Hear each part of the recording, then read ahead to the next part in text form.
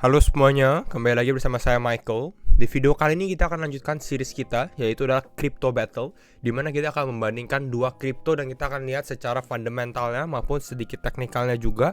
Dan kita akan membahas kripto mana kira-kira yang lebih baik gitu ya. Kembali lagi, disclaimer on and do your own research, dan setiap pendapat di video ini merupakan pendapat pribadi juga gitu ya, bukan financial advice. Jadi kita akan bahas.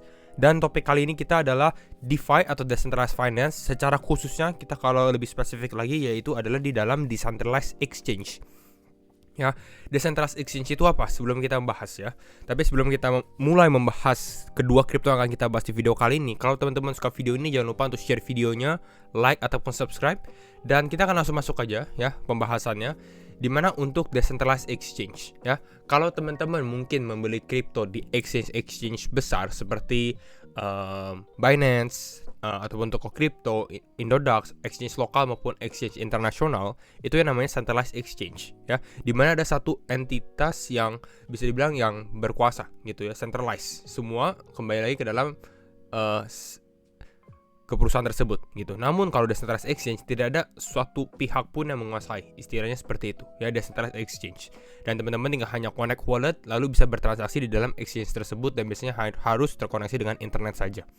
Ya, cukup mudah, cuma banyak yang belum familiar. Tapi kalau saya rasa teman-teman mungkin yang sudah bertransaksi di decentralized exchange, biasanya meme coin itu berada di dalam decentralized exchange ya, karena lebih mudah untuk di listing ya, kripto-kripto kecil di decentralized exchange daripada di centralized exchange. Jadi kira-kira seperti itu. Dan di video kali ini kita akan bahas dua exchange atau decentralized exchange DEX yang paling besar ya, yaitu adalah Uniswap dan juga PancakeSwap.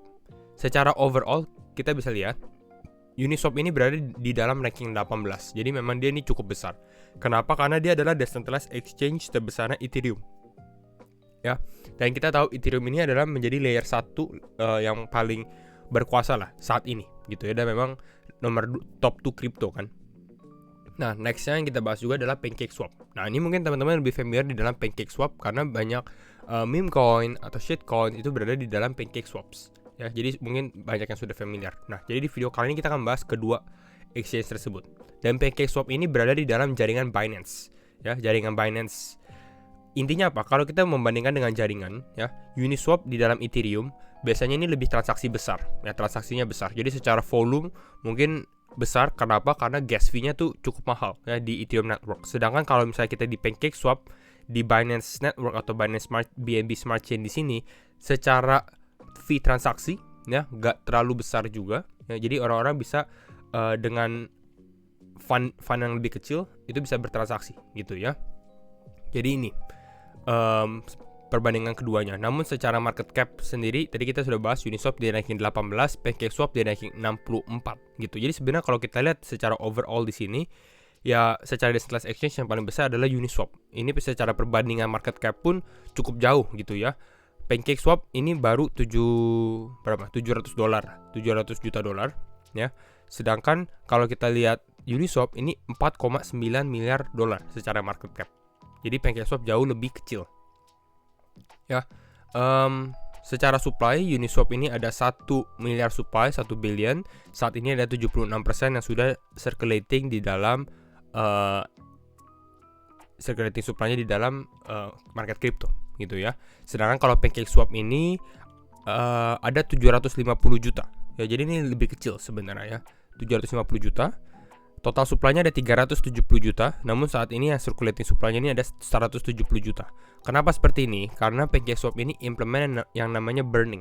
Ya, nanti saya akan bahas secara tokenomics untuk PancakeSwap lebih dalam lagi, karena memang lebih cukup menarik gitu ya. Nah, kira-kira ini overall ya. Kalau kita lihat untuk Uniswap, ini website-nya, ini Uniswap protokol gitu ya. Cukup simple sebenarnya kalau secara website, dia menjelaskan apa Uniswap protokolnya, ekosistemnya apa saja gitu ya. Kalau untuk saat ini kita bisa lihat kalau kita buka aplikasinya ya. Ini teman-teman bisa buka di website. Ini tinggal connect wallet aja, connect wallet. Teman-teman gunakan apa? MetaMask, Coinbase Wallet, Wallet Connect. Ini ada extensionnya di atas, ini tinggal dipakai. Lalu bisa bertransaksi. Gitu, misalnya kalau teman-teman mau swapping dari Ethereum, biasanya kan dari Ethereum mau beli token apa gitu ya, langsung aja token Uniswap gitu ya. Langsung ada berapa balance Ethereum ke Uniswap, connect wallet, swap seperti itu. Kita balik lagi ke dalam websitenya. Ini websitenya. Nah, introducing Uniswap. Uniswap ini jauh lebih lama dibandingkan dengan PancakeSwap gitu ya. Makanya dia cukup besar juga. Kita lihat dari sini. Since its inception, dari awal, the Uniswap protocol has served as trustless and highly decentralized financial infrastructure. Yes, ini satu kelebihan dari Ethereum Network, atau adalah lebih terdesentralisasi kalau kita dibandingkan dengan BNB Smart Chain-nya. Kalau kita lihat alokasinya, ya di sini ya, komunitasnya dia itu paling besar. Jadi banyak orang dulu yang mendapatkan Uni Airdrop karena mereka transaksi di dalam Uniswap dulu sebelum ada tokennya. Jadi ini secara komunitas mendapatkan airdrop yang cukup besar. Salah satu yang paling besar di awal-awal banget gitu ya, 60%. Tim ada 21%, investor ada 17%, dan investor di Uniswap sendiri cukup besar gitu ya. Advisornya 0,7%. Lalu ada inflasinya dia, jadinya seperti ini gitu ya. Cukup simpel sebenarnya kalau kita Uniswap, karena ini token yang sebelum booming crypto di 2021 last bull run. Jadi Uniswap ini udah cukup lama juga gitu ya. Nah, apa berita terbaru di dalam Uniswap ya? Salah satu investor Uniswap yang paling besar adalah A16Z ya, atau Andreessen Horowitz. Dia adalah venture capital yang memang fokusnya ini di dalam crypto ya, atau di dalam blockchain ya. Dan ini mereka invest di dalam exchange Uniswap. Dan ini sebenarnya boost Uniswap punya nama juga. Kenapa? Karena ini menjadi salah satu kan investmentnya dari top venture capital. Jadi secara backingan dia ada ya, A16Z. Nah, berita terbaru dari Uniswap sendiri adalah deploy Uniswap version 3 atau V3-nya dia on BNB chain. Jadi ini menarik. Kenapa? Karena ini akan benar-benar mereka directly saingan gitu ya antara PancakeSwap dan Uniswap gitu. Kenapa? Karena Uniswap ini bakal di-deploy di BNB chain, sedangkan PancakeSwap ini kan sudah di dalam BNB chain.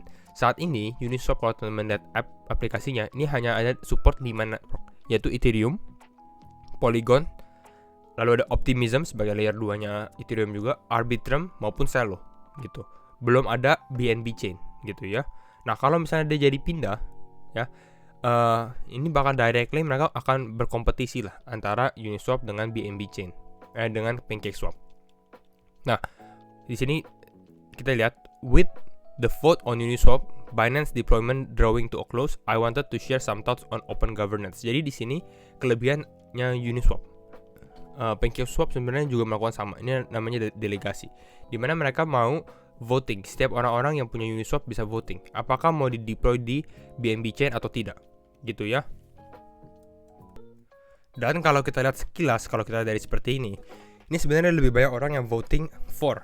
Artinya mereka mensupport bahwa Uniswap ini deploy di dalam BNB chain.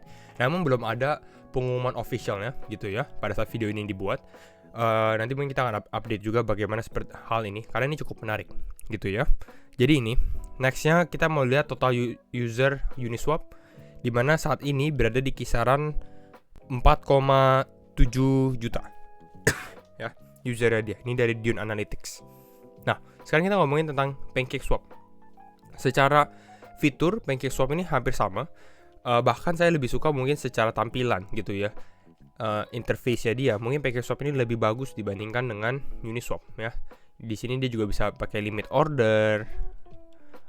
Bentar ya. Nah, ini limit order berarti bisa taruh price ya gitu ya, mau belinya di mana ya, bukan hanya market aja. Nah, ini swap biasa.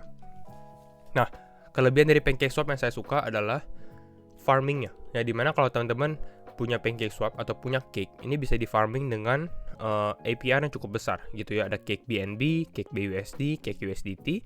Jadi ini teman-teman harus gabungkan kedua kripto tersebut ya, Cake dengan BNB menjadi LP tokens atau liquidity pool token.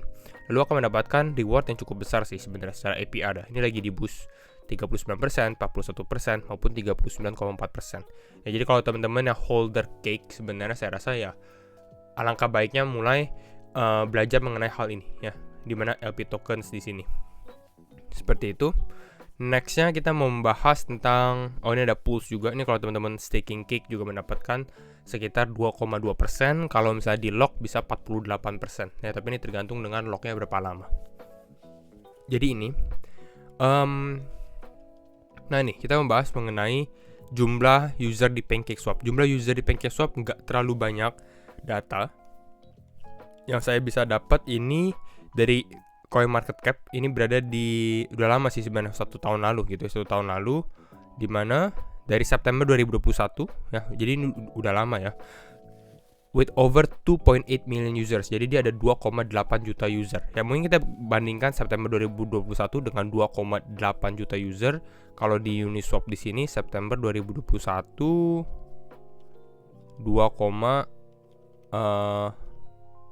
mana di sini ya, kisaran 2,7 juta. Ya, sama juga sih, hampir sama.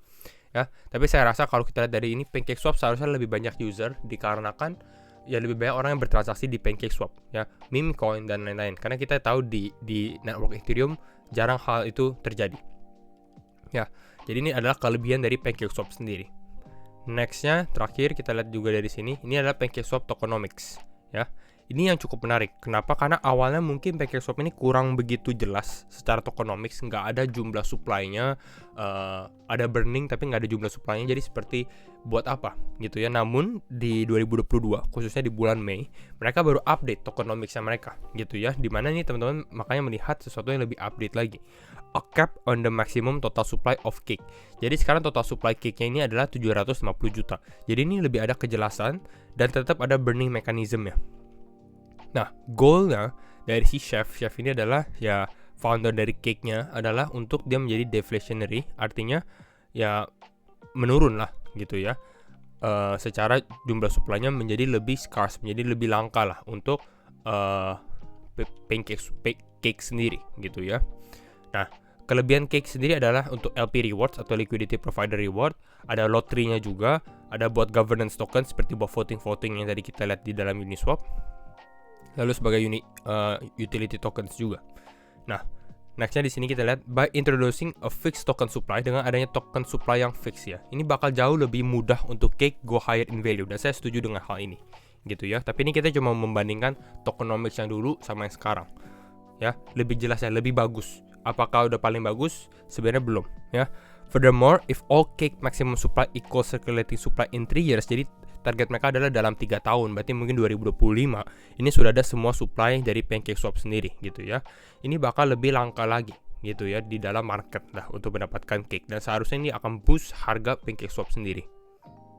Oke, jadi kira-kira ini untuk perbandingan fundamentalnya. Kalau secara overall, Uniswap ini masih menjadi top priority atau top choices sebagai decentralized exchange. Secara token pun juga lumayan, tapi kalau kita lihat bandingkan dengan upside, saya rasa PancakeSwap upside-nya juga cukup besar dengan adanya tokenomics yang baru juga. Makanya mungkin kalau kita lihat dari segi risk reward ratio, PancakeSwap ini menarik ya. Nah, secara teknikal sebenarnya hampir sama, dimana kalau kita bandingkan secara chart weekly-nya saja, mingguan gitu ya, dimana ini mereka mulai ada breakout untuk Uniswap sendiri ya, breakout. Mungkin possibly retest ke area ini. Jadi kalau misalnya teman-teman bertanya untuk invest di Uniswap di harga berapa, saya rasa kisaran harga 4, atau 5 dolaran ini menarik ya di daerah ini. Ya kenapa? Karena ini adalah harga dia persis pada saat sebelum launching juga September 2020. Jadi ini harga konsolidasinya dia lah. Jadi supportnya cukup kuat lah untuk Uniswap. Kalau kita ngomongin cake, nah cake juga hampir sama. Harganya dia ini yang menariknya itu dia harga kisaran 2,9 dolaran, 3 dolaran gitu ya. Dan ini pun hampir sama juga secara grafik ya, mereka ini mulai breakout karena memang Bitcoin di awal tahun cukup mengalami penguatan gitu ya. Namun bukan artinya kita mengalami bull run kembali, bisa jadi ini untuk retest lagi. Jadi saya menunggu kalau misalnya ada potensi retest di area tersebut. Ya, jadi mungkin kira-kira ini dulu untuk review crypto battle antara Uniswap dan PancakeSwap gitu ya, the battle untuk decentralized exchange. Jadi kalau misalnya teman-teman suka video ini, jangan lupa untuk share videonya, like ataupun subscribe. Dan sekali lagi, thank you so much for watching and see you in the next video. Bye bye.